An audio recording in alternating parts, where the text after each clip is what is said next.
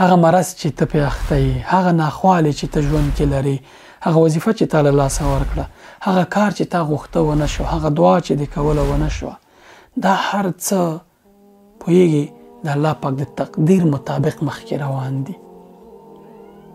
ځکه دا هر څه ستا دپاره ازموینه ده. دنیا د ازموینې ځای دی. انسان په هغه څه کې ازمویل کېږي چې زړه یې پورې تړلی.